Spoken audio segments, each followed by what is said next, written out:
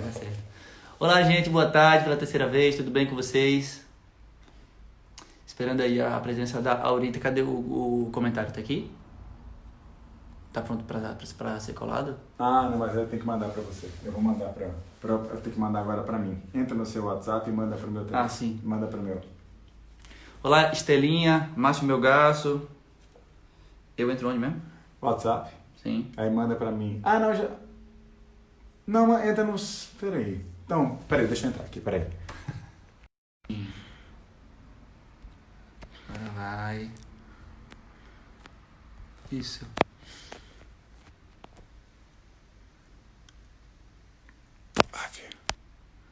Como é que ele entra aqui? Acho que já tá fixado, então. Olá, gente, boa tarde. Tudo bem? Desculpa aí esses contratempos. Agora eu tenho fé que vai dar certo. Hoje eu vou conversar com a Aurita Tabajara, nesse projeto chamado Pontes de Cultura. Obrigado aí pelo convite da Marília, da Giovana, nessa causa aí tão importante para todos nós, essa causa social, né, dessa população indígena aí que é uma raiz, talvez a raiz mais forte da nossa cultura, da nossa terra. E pronto, também vou saber mais um pouquinho hoje, né? E que bom que a gente vai poder compartilhar esse momento juntos, tá bom? Só esperando aí, Lalai, olá, boa tarde, tudo bem? Esperar aí a Aurita pra gente começar. Faz o seguinte, vou tocar uma música pra gente começar isso bonito.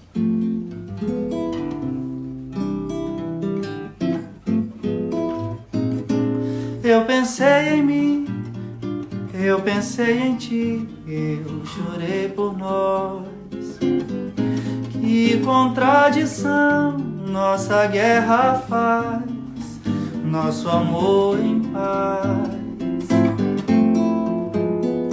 A paz fez o mar da revolução,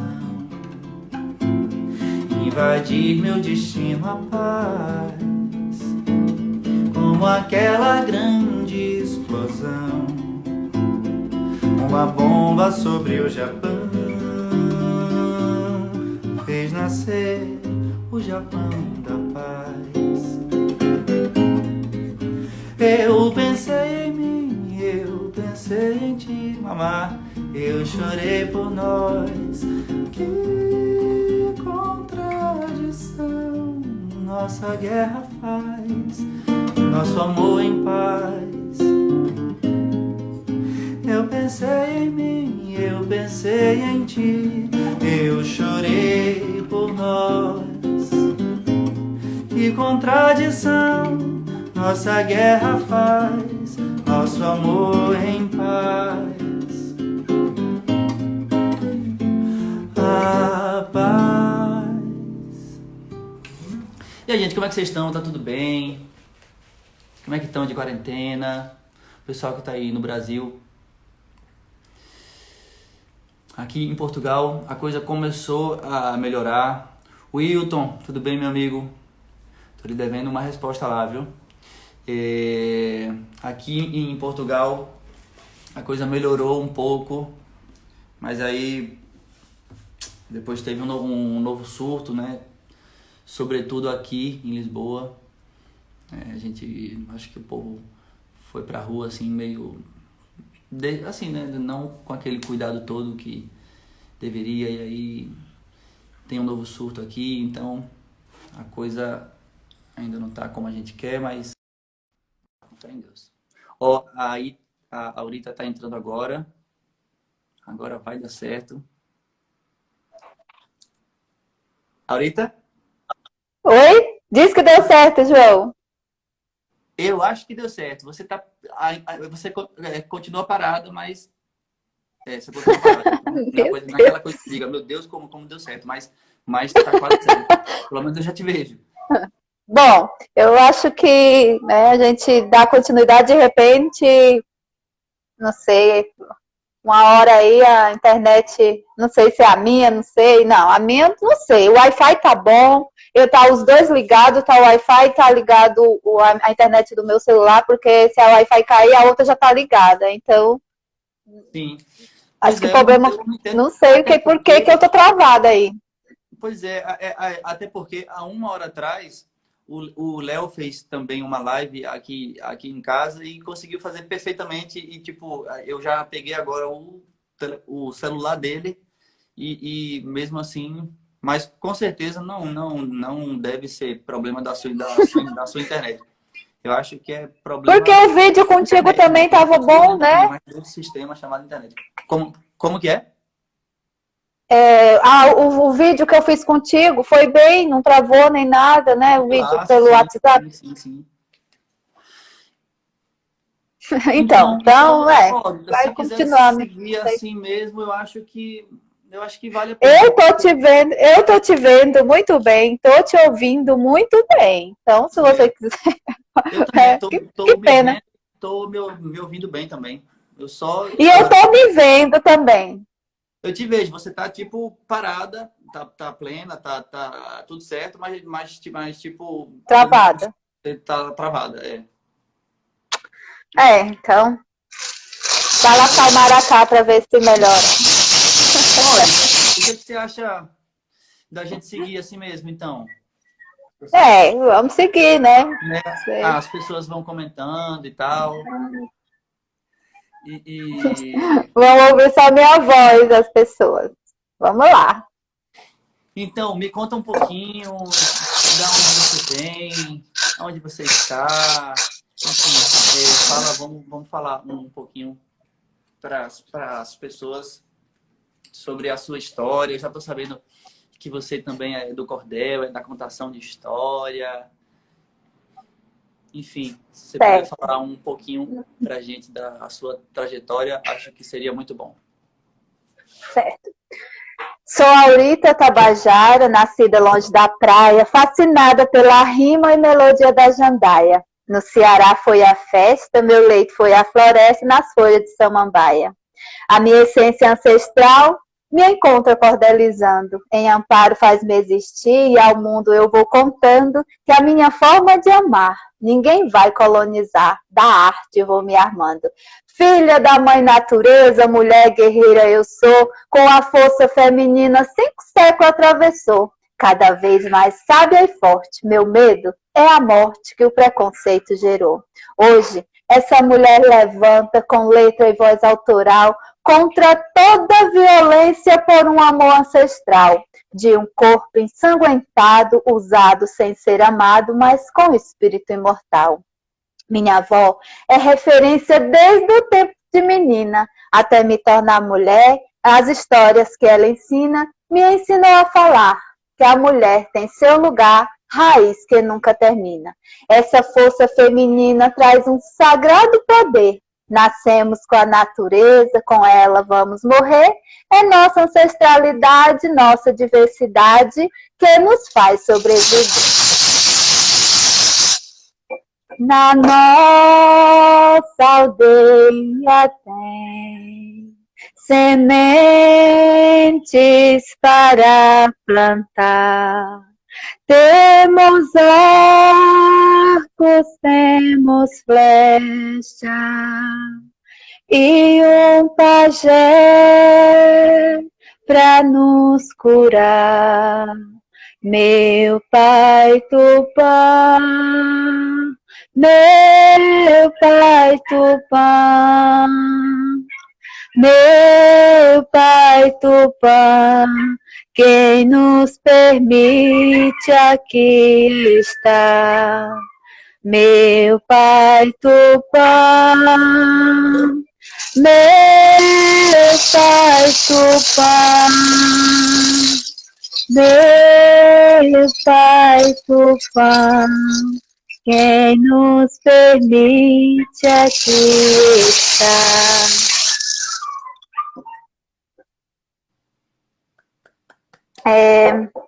Eu sou Aurita, né?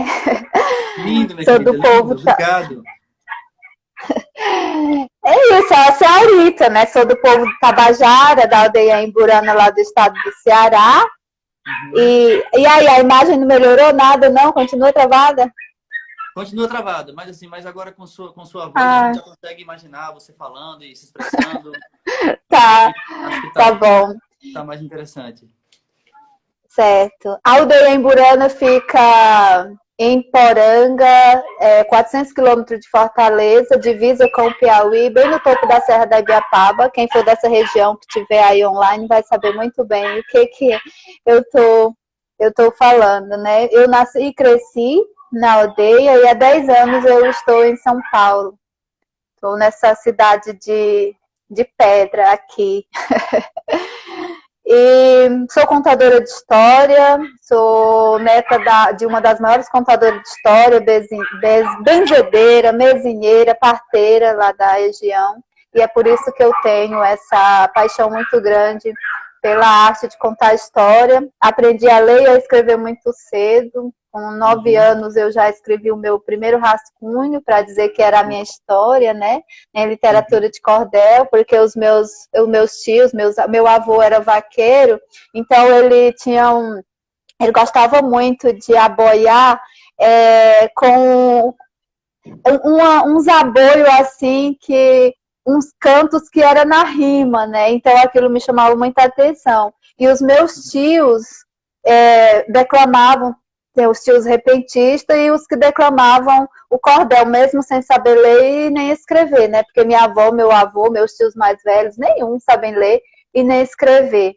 Mas eu tive essa coisa de querer aprender a ler e a escrever muito cedo, para poder escrever, colocar no papel aquelas rimas que eu ouvia, né? Por isso que eu venho na literatura de cordel. Para mim, é uma escrita muito próxima da oralidade, né? Talvez por isso tenha me chamado muita atenção desde muito cedo.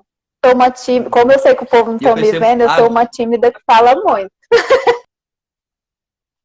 Agora a gente está vendo e ouvindo você, Aurita. Que alegria! Sério? Água.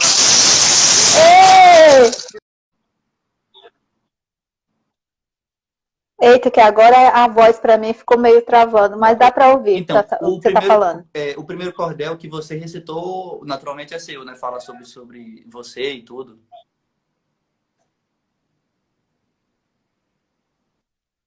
Não? Desculpa, não entendi. Alguma coisa sobre o cordel. Nossa, agora a imagem voltou e a voz ficou ruim. Não se preocupe, não. Tá tudo certo. A gente chega lá.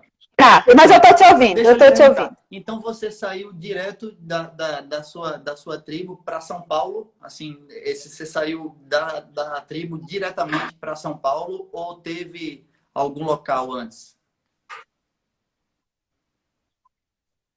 Se eu sair direto da aldeia para São Paulo, é isso?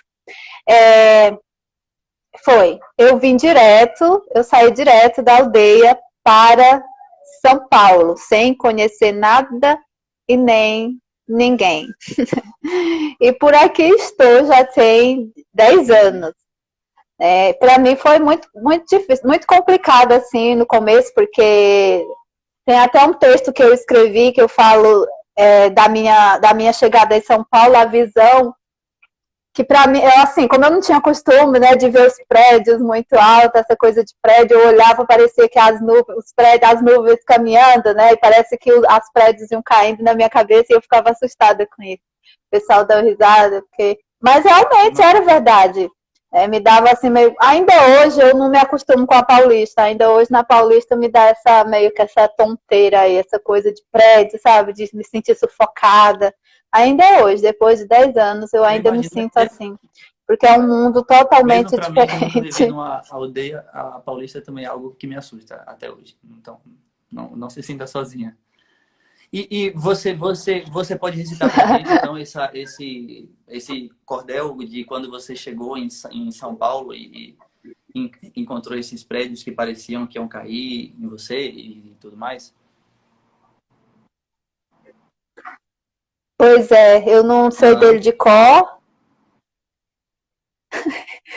Tá. Deixa eu ver se eu acho aqui. Vai cantando aí enquanto eu acho.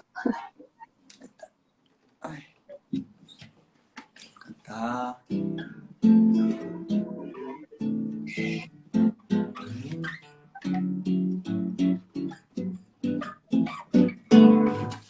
Mas eu só ponho bebop no meu samba quando o tio Sam pega no tamborim. Quando ele pegar no pandeiro, no seu bumba. Quando ele aprender que o samba não é rumba, aí eu vou misturar Miami com Copacabana, chicletes eu misturo com banana. E o meu samba vai ficar assim.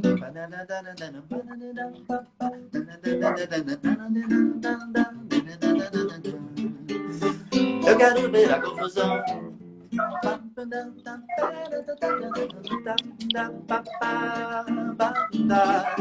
É o samba rock, meu irmão, mas em compensação eu quero ver o bugue-ugue de bandeira e violão. Quero ver o tio Sam de frigideira numa batucada brasileira. Quero ver o tio Sam de frigideira numa batucada brasileira. Quero te ouvir. Vamos ao acordeão. Bom, eu vou recitar o grão, porque o outro está no meu e-mail. Ele também, porque esse texto referente à minha chegada de São Paulo, ele vai para o filme, então eu acho que é melhor também não. Senão vai quebrar o. Beleza. Então, vou recitar o grão. O grão, então. Vou contar-lhe um segredo que aprendi como enredo recitado em poesia. De um grão que foi plantado, cultivado e germinado para se praticar todo dia. Esse grão vem da memória transformado em história para nossa educação. Um velho que me contou sobre o grão que já brotou no despertar da tradição. Eu fiquei imaginando na cabeça, martelando o que esse grão significa. Será bom para comer? Para ninguém queria dizer, vai que esse grão não fica? Fui perguntar lá no Rio, mas ele estava com frio e não quis me responder. Voltei até o curral, mas não tinha um animal para algo me dizer. Fui perguntar para a Jandaia, que se banhava nas praias para o lado de Fortaleza. Ela me mandou voltar, os ancestrais a escutar e ouvir a mãe natureza. Aí me veio a lembrança no meu tempo de infância o que os velhos me diziam, que prestasse atenção na chamada educação, não deixar a cuca vazia. Eu ouço história na aldeia e para que outros leiam, escrevo aqui no papel. E o grão que eu estou plantando, outra geração deixando a mesma em forma de cordel. Coisa linda. Esse é o grão. Que bom, Rita. E eu tava vendo aqui. Ele é bem maior, esse texto. Marília estava falando para mim que você já tem alguns livros publicados. Me conta, são livros de... Sim. O meu primeiro livro, ele foi...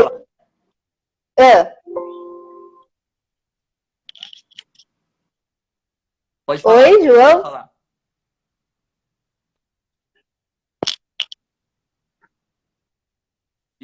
O meu primeiro livro foi publicado em 2004, porque assim, quando eu aprendi a ler e a escrever, eu aprendi a ler, eu fui alfabetizada em casa, porque a aldeia não tinha escola perto, né? E a gente morava muito longe da cidade. Então eu fui alfabetizada em casa. Quando eu fui para a escola, eu já sabia ler e escrever. Então na escola tudo eu queria rimar, tudo eu queria fazer na rima, né? Tudo eu queria fazer em paródia, né? Essa coisa aí era da minha época. E aí, quando eu fiz o magistério indígena, depois que eu me casei, né, me dedicar bem mais lá, fui morar no centro da aldeia, porque quando eu morava com a minha avó bem afastada, né, aí fui morar no centro da aldeia, aí me dediquei bem mais com os outros idosos, com os outros velhos, com as plantas medicinais que tinha ali dentro. E aí, quando eu fiz magistério, não ia ser diferente, né? Todas as aulas das disciplinas, eu fazia o relatório no final do dia em literatura de cordel. E aí, depois dos 3 anos e 6 meses, a Secretaria de Educação do Ceará achou interessante o material, editou e publicou o meu primeiro livro, que é esse aqui, Magistério Indígena, em versos e poesia. Né? Tem todos os... Aí eu brinco com o pessoal, com os meus colegas de magistério, né? Os desenhos são feitos por eles, pelos... Não sei se dá para ver, dá para ver? Sim. Deu para ver? Agora tá perfeita a imagem.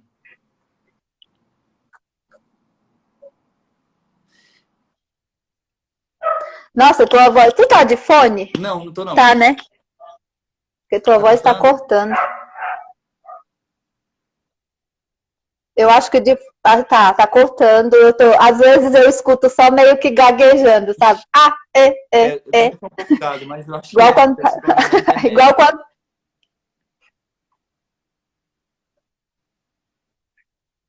Se colocar o fone, não melhora? Será? Peraí. Eu tô de fone.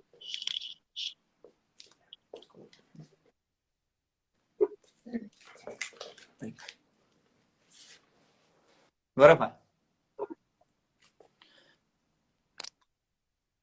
Agora eu tô te ouvindo muito Tá bom? bem. Que coisa. Ah! Assim, nossa, agora sim, eu tô te Agora ouvindo vai. muito bem. Então esse foi seu primeiro livro publicado. Sim. Entendi. Sim, foi. Que é um livro didático nas escolas Sim. indígenas do Ceará, né? Como foi a secretaria que adotou e publicou e adotou, então é de lá. Ele é das escolas de lá. E aí... Ô, Aurita, sim, e de fala. uma maneira geral, em relação à sua tribo, como é que é o ensino? Tipo, é um ensino mais em casa mesmo, ou é através de um colégio, ou isso é variado?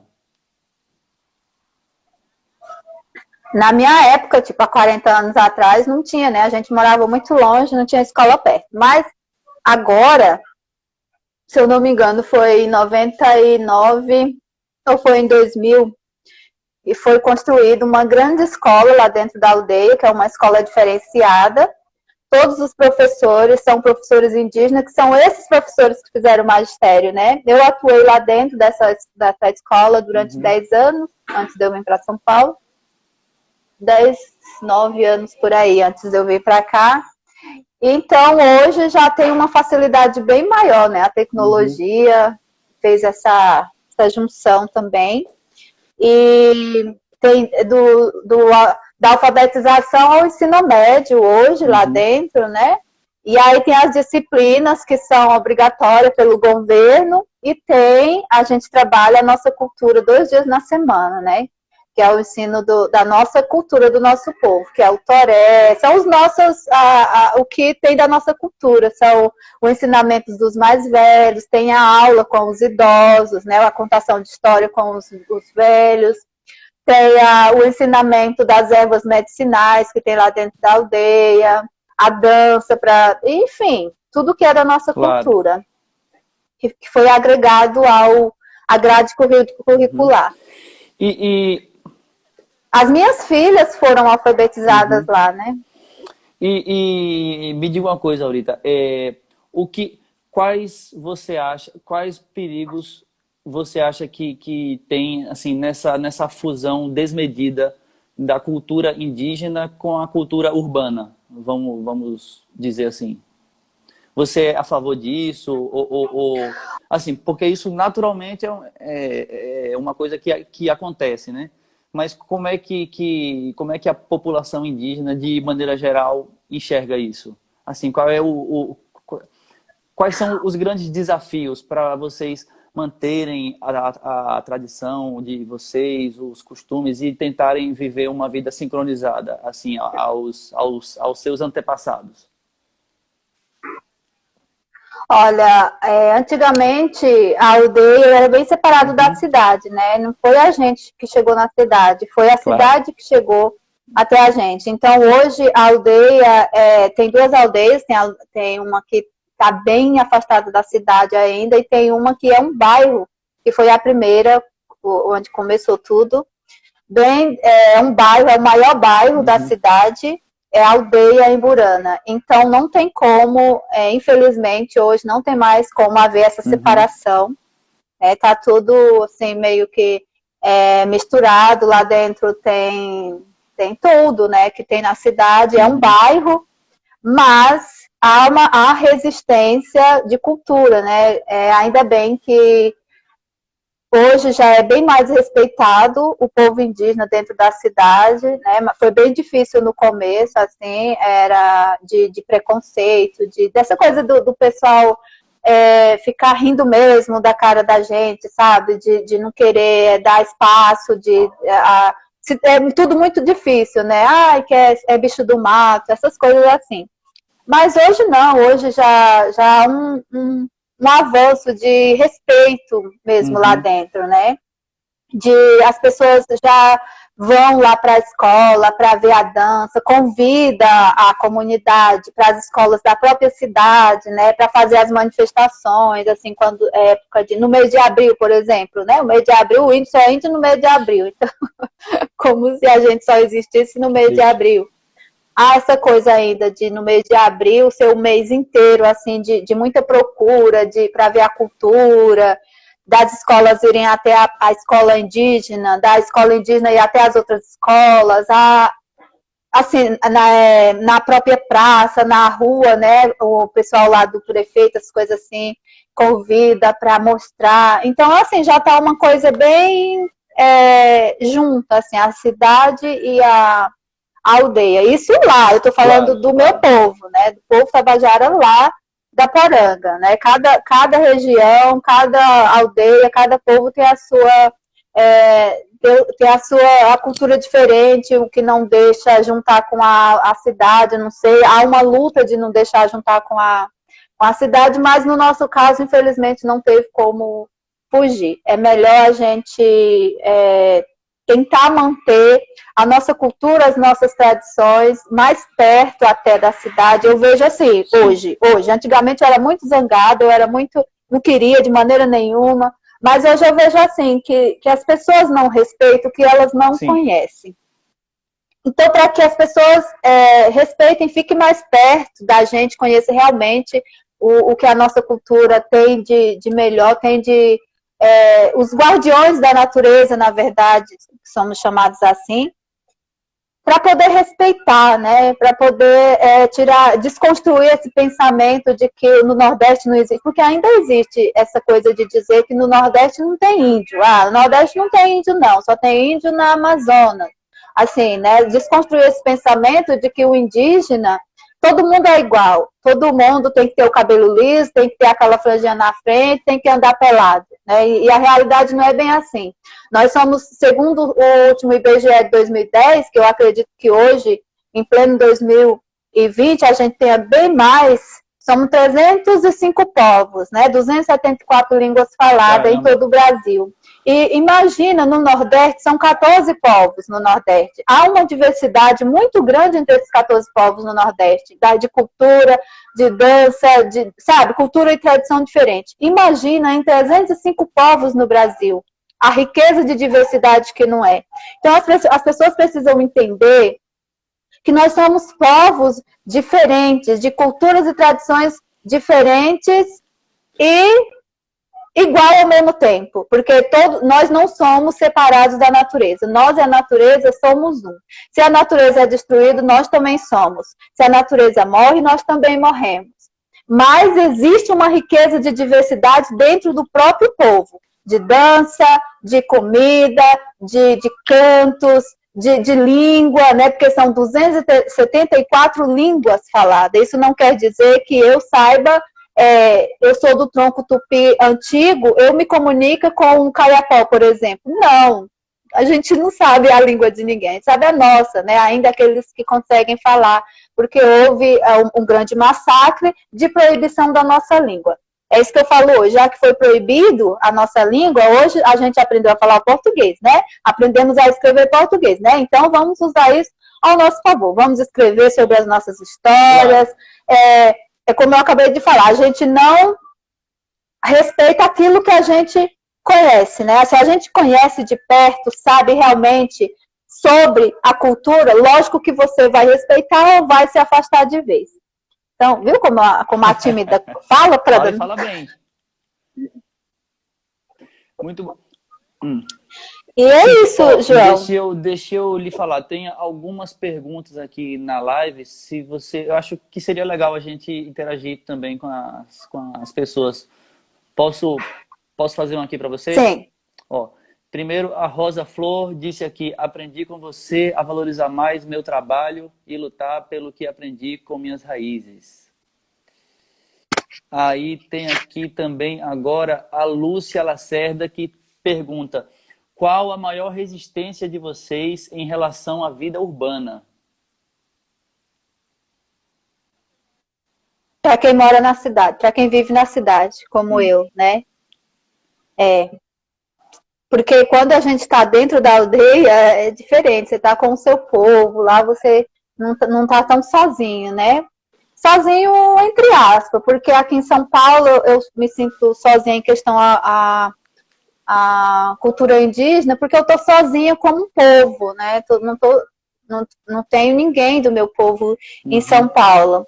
Mas, junto aos outros povos que tem em São Paulo, porque a maioria dos povos que estão aqui também não estão. Lógico, tem muitas aldeias, tem muitos povos em aldeias, mas tem muita gente aqui de outros povos, de outras regiões do Brasil, que não estão em aldeia, né? Estão como eu, assim, morando na sua casa, pagando aluguel, tendo que trabalhar para sobreviver.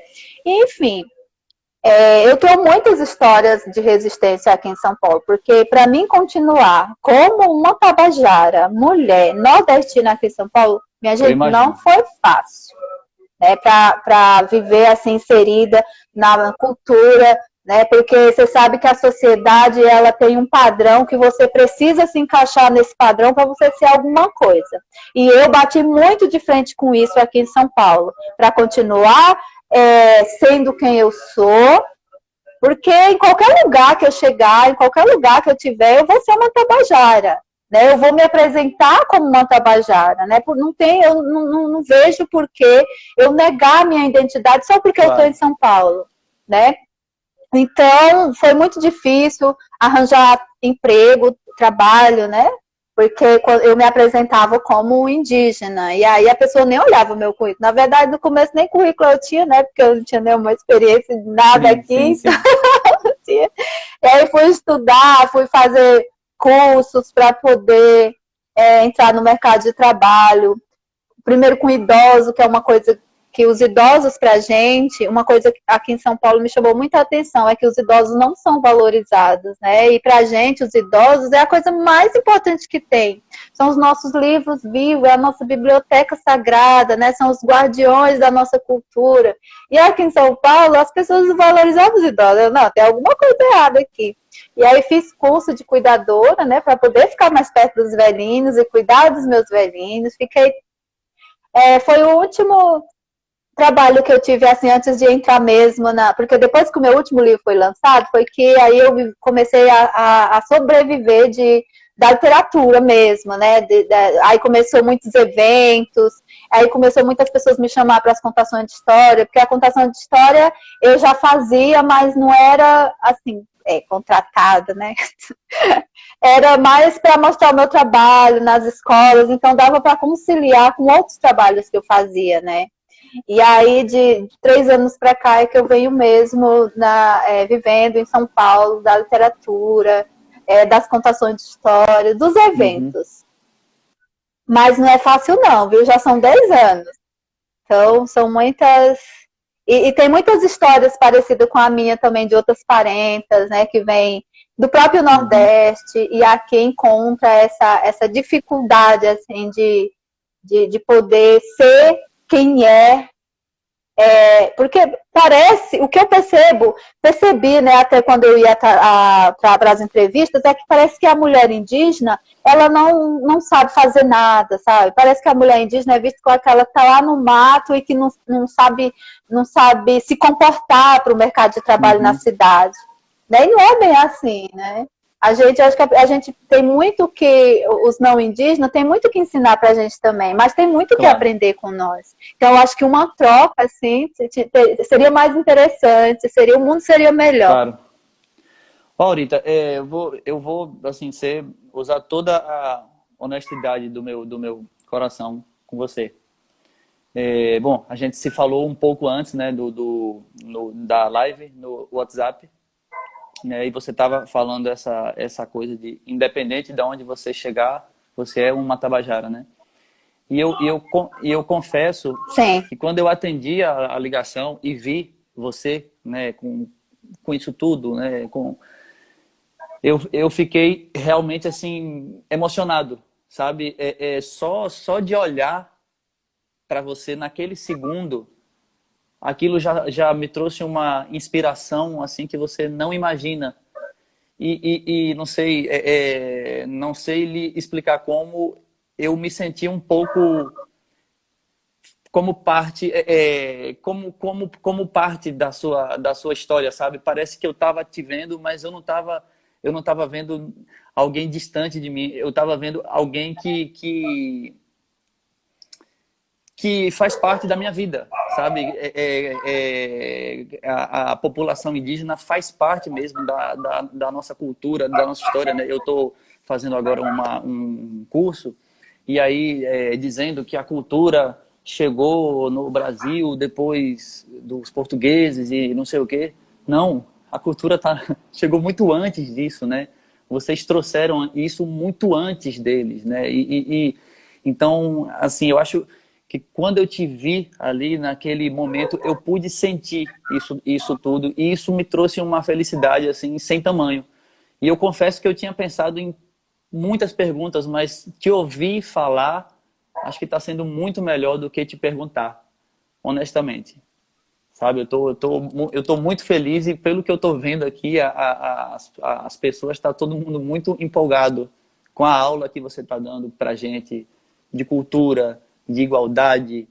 E, poxa, não sei, se você não se importar, eu gostaria que você falasse mais, porque realmente é uma emoção e uma alegria muito grande estar te ouvindo. Isso é muito gratificante para mim, João. Eu muito queria, Aurita, lhe gratificante. perguntar uma coisa, e eu lhe peço desculpa se for uma pergunta boba, mas eu realmente não sei. Que é o seguinte, Pode perguntar. a comunidade indígena, ela é unida como um todo? Tipo, você falou que tem, não sei se foi isso exatamente, mas 300 e qualquer coisa de comunidades indígenas no Brasil, né? 320, 330, né? 305 Pronto, povos. 300, segundo o último IBGE, 2010. Existe uma união desses 305 povos, assim, ou as tribos, ou tipo, a sua tribo não tem uma conexão com a tribo lá do Amazonas e tal? Tipo assim, existe uma união, existe um fio condutor entre vocês todos, ou cada tribo tem o seu costume, as suas coisas especificamente? Olha, como eu falei, cada povo tem a sua diversidade dentro do próprio povo, né? Mas há sim uma união a nível de Brasil para lutar pelos nossos direitos. É porque se não houver união, cada um, como a gente vai lutar pelos nossos direitos da Constituição de 88, se não for todos os povos indígenas juntos? É por isso que no começo, eu não sei se não foi no começo da live, foi no vídeo, eu falei que depois que o meu último livro foi lançado, nesses eventos aí da vida, eu conheci povos de povos indígenas de todo o Brasil, né? Justo porque acontecem as assembleias todos os anos, justo para discutir essa coisa do direito, né, que há na Constituição de 88 para todos os povos.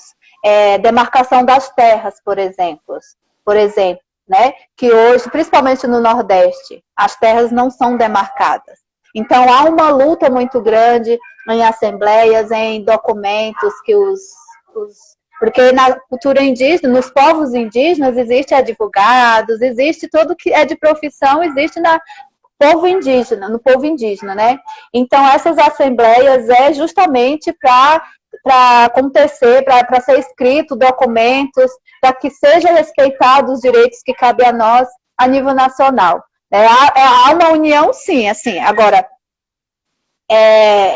cada um na sua aldeia, cada um no seu povo, há as organizações que são internas, né? Que são os conselhos, para lutar para os seus direitos ali na sua região, né? Região, estado, cidade, estado e a nível nacional. Então, há essas instâncias aí, que há uma união e muito forte, viu? Quando tem uma assembleia que tem representantes de todos os indígenas do Brasil, você não quer saber como a terra treme. Porque cada um... Sim. Porque cada um ali, não é, nós dançamos o toré, para ver se você Sim. consegue entender isso. Nós, do Nordeste, dançamos o toré e torém. Há um povo que é o Tremembé que dança torém e os outros povos dançam toré. Numa assembleia, há um momento de toré com todos os povos dançam o toré quando é o momento de toré que é puxado e organizado. Ô, João, eu tô vendo que a nossa live vai cair. Vai não, né? Não vai não. Vai dar 2 horas? Tá firme. Certo. E aí, outro povo que dança outra dança, né? Todos os outros povos também vão dançar a mesma dança. Não é só porque eu sou tabajara que eu não posso dançar uma outra dança do povo, estando junto com os outros povos, né? Eu não posso chegar aqui e, por exemplo, dançar uma dança de um outro povo, porque eu tenho a minha, né? Eu tenho a do meu povo. Então não tem por que eu fazer isso, sabe? Não sei se você entendeu. Sim.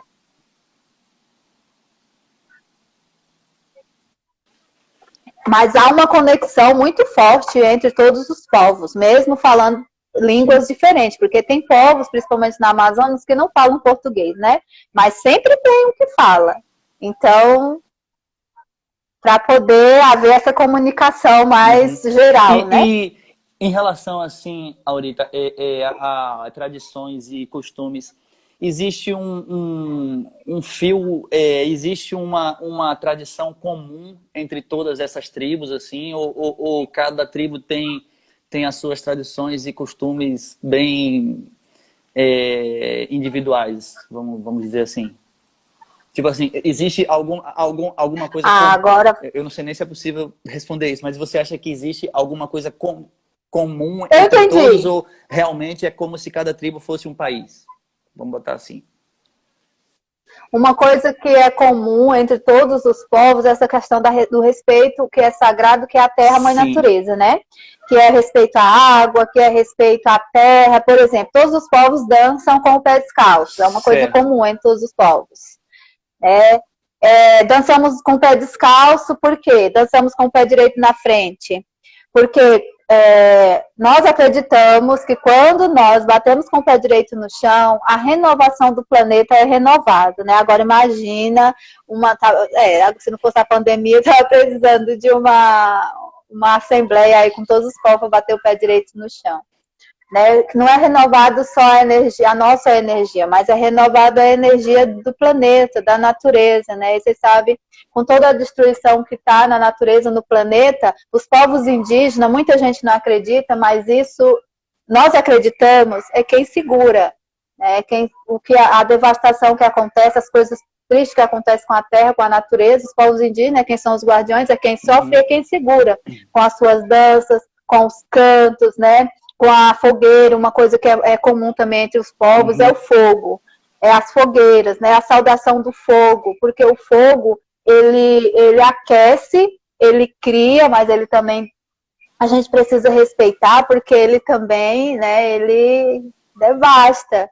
Então, é um respeito muito grande que nós temos pelo fogo. Pela água, a mesma coisa, nós não entramos na água sem pedir licença, porque a água é vida. Né? A água, ela alimenta, ela sacia, ela limpa, mas ela também não brinque com ela. Né? Minha avó tem um negócio de dizer que a água não tem cabelo, então quem entra dentro dela é que se segure. Então essas coisas são coisas comuns entre os povos, né? Mas cada um tem a sua particularidade dos seus ritos, né? Dos seus momentos de rituais. Nós respeitamos o fogo, mas cada povo tem o seu ritual de respeito ao fogo, sabe? Nós respeitamos a água, mas cada povo tem o seu ritual de respeito à água. Não sei se vocês estão me entendendo. Bom, acho que as pessoas também. Pelo que eu entendo, então, esse ponto comum entre vocês todos é a natureza. A natureza, esse respeito à natureza, nessa importância... Né, que, bom, hoje em dia está reduzida a quase nada, né? Com tantas queimadas, tantas atitudes aí que, infelizmente, vão ecoar ainda durante muitos anos, né? Muitas décadas, muitos séculos em nossa vida. E é uma grande tristeza. As pessoas precisam entender que a coisa mais importante que nós temos, o ser humano tem a respiração. Se você não respira direito, a respiração é o maior presente que Deus te deu. Porque se você respirar bem, se você não... Olha a pandemia aí, é respiração que pega, né? Então, acho que as pessoas precisam entender isso. Para a gente respirar bem, o que precisa? É da natureza. Nós precisamos de um ar menos poluído ou não poluído. Como é impossível não ter poluição, menos poluído, né? É o lixo no seu lugar, é a água sem estar poluída. Enfim, são essas coisas que são os ensinamentos dos nossos velhos, dos nossos anciãos. Deixa eu lhe perguntar uma coisa, Aurita. Tem duas perguntas aqui Na verdade, eu vou lhe perguntar duas coisas que a Maria Eduarda Porto Pires quer saber. A primeira delas é, você viveu quanto tempo em tribo? E a segunda delas é a seguinte, se ainda existe essa divisão dos homens indígenas viverem da caça, da pesca, e as mulheres indígenas cuidarem da casa e dos filhos. Sim, Maria Eduarda, né? Eduarda, exatamente. O nome dela? Maria Eduarda. Então, assim, para poder entender, eu sempre costumo dizer que essa palavra, que eu não sou índia, eu sou tabajara, né? Essa palavra índio, ela não diz quem nós somos. Né? Foi uma palavra que foi um apelido, na verdade, que foi dado pelas pessoas que estavam chegando, por conta daquela história de que as caravelas, o vento soprou o contrário e achavam que estavam chegando na Índia, quando na verdade estavam chegando no Brasil, que na verdade foi na Bahia, né, que é um estado do Nordeste. E quando eles estavam chegando, os primeiros povos que foram avistados disseram aos índios, porque achavam que estavam chegando na Índia. Mesmo que fosse na Índia, não era verdade, porque quem é da Índia não é índio, né? É indiano. E aí pegou esse apelido de que é o índio, olha os índios, quando na verdade nós não somos índios. Essa palavra não diz quem nós somos povos de culturas e tradições diferentes e que já existia no Brasil antes, que dizem que foi descoberto, mas na verdade foi invadido, né? E essa palavra tribo, ela também restringe muito, né? Nós não usamos mais essa palavra tribo, nós usamos a palavra povo ou aldeia, né? Aldeia assim, do mesmo jeito que não é mais a palavra índio, a palavra povo chama pelo nome do povo ou indígena, porque no dicionário, índio, se você for ver no dicionário, tá escrito que índio é um metal, né, da tabela periódica, e o indígena já se refere aos primeiros povos existentes no Brasil. Então, cabe a nós mais a palavra indígena do que índio. E tribo também é assim, uma palavra muito pequena para nós, entende? Nós usamos aldeia ou povo. Esqueci até a pergunta da mulher. Se existe uma separação entre as mulheres das aldeias e os homens, na questão da vivência, não é isso? Do trabalho. É uma divisão de vivência. Sim. Como eu falei anteriormente, cada povo tem a sua cultura e tradição diferente, né? Nenhum dos povos são iguais na sua vivência na aldeia. Então, tem aldeia ainda que existe, mas a nossa, por exemplo, não. A nossa não existe isso, mas até porque o meu povo não tem mais as matas que tinham para poder caçar, né, para poder, lá ainda está essa questão da briga por a terra, para a demarcação das terras. Então, existe a vivência da caça, da pesca e da plantação, mas é todo mundo junto. Não tem mais essa de as mulheres vão fazer isso, os homens vão fazer aquilo. Não tem mais. Eu estou falando do meu povo. Né? Eu também não tenho conhecimento profundo sobre essa questão de todos os povos do Brasil. Então, eu não posso falar por 305 povos. Falo por o meu povo, o povo tabajara, que não tem mais essa divisão entre homens e mulheres, não tem. Lógico que é mais fácil para o homem ir para o mato caçar e pegar lá o tatu e trazer, é mais fácil para o homem, né? Porque a mulher não vai passar uma noite no mato para pegar uma caça. Mas essa coisa de divisão, é uma lei, é uma divisão. Não, não tem mais. Que bom. Graças a Deus. Aurita, você podia declamar outra maravilha sua, por favor? Sim, João. Ó, antes que a nossa live acabe, deixa eu mostrar aqui meu último filho, né? Que é o Coração na Aldeia e Pés no Mundo. São xilogravuras da Regina Drosina, uma grande artista. São xilogravuras originais, né? Isso conta a minha história. De um bocado de coisa que nós estamos falando aqui, nesse livro está a literatura de cordel. As xilos. Não sei se dá para ver porque eu estou no sol. Estou aqui numa janela que bate o sol. Pois é. Então, esse é o último, né? Assim, o último impresso. Coração na Aldeia e Pés no Mundo. Adquire, Aurita, esse livro? Olha, esse livro aqui já foi para Portugal, viu, Coisa João? Boa. Tem umas amigas em Portugal que tem esse livro. Então, é comprar direto comigo, é só me chamar, né, pelo Instagram, pelo Facebook, lá eu envio pelos correios. Esse é o último que é impresso, porque o meu último livro mesmo, ele está em PDF, né, eu estou distribuindo aí em PDF, para quem quiser comprar, conhecer o meu trabalho. É uma história contada pela minha avó, que é a do menino Jurecê, que é um tabajara que nasceu muito cedo também, que aprendeu a curar muito cedo, enfim, é uma história muito bonita, em cordel. É a lenda do menino Jurecê, o nome do outro. Né? E tem esses 2 folhetinhos que são de 2019, que é a Sagrada Pedra Encantada, é uma história muito bonita que tem na minha aldeia, né, da pedra que serviu de refúgio para os meus bisavós, tataravós, na época do massacre. E tem a grandeza a Sagrada Pedra Encantada é essa, que é uma xilogravura também da Nireuda Logombardi. E tem esse que é a grandeza tabajara, que não é xilo, é um desenho, né? Que nesse aqui eu falo mais sobre a cultura do povo. Eu não estou contando uma história, eu estou falando sobre as nossas tradições. De dança, de cura, das nossas comidas. Esse aqui, vestimenta, esse pequenininho, né? E a Sagrada Pedra é uma história. O nome do livro, Aurita, é Coração na Aldeia. Coração na Aldeia e Pés no Mundo, que é a minha história, né? Perguntou aí mais uma vez. Tá. Se eu queria, não sei, depois, João, antes porque eu não posso ficar até 3 horas também, 3 horas tem outra live. Eu escrevo toada, né, também. Tem uma toada, que se você me permitir, até antes, não sei, 1 hora aí, eu queria que você me permitisse um momento para mim cantar essa toada que eu escrevi para minha filha que está desaparecida, que está sumida, né, há 3 anos. Sim, 3 anos fez agora, e eu escrevi essa toada para ela. Não, lá no Ceará.